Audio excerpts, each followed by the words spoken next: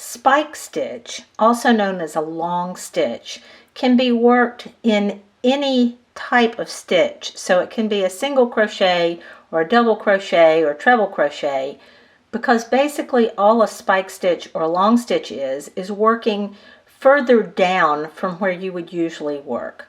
Here I have some American single crochets. I have a row of turquoise and 2 rows of yellow. Normally, if I'm working a single crochet stitch, I would just work into the next stitch, so under both loops of the next stitch.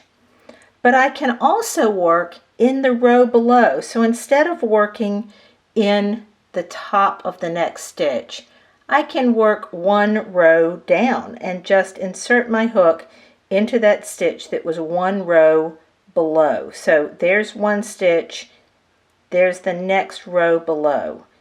I insert my hook and pull up a loop to the level of the current row. So I don't want to leave it down here. I pull it up to the level of the current row, then yarn over and pull through both loops.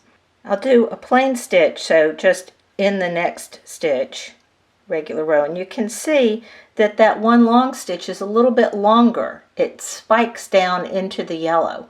I can also work 2 rows below, so instead of working in the next stitch or in the row below, I can work in 2 rows below, in the stitch 2 rows below, which is actually where this same yellow stitch is.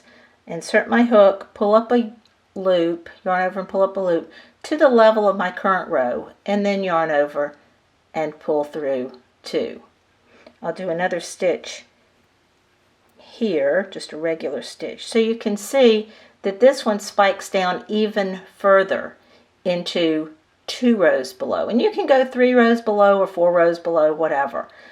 So just be sure that when you do that, you pull that loop up to the level of your current row. You don't want to have it so tight that it draws up the work underneath.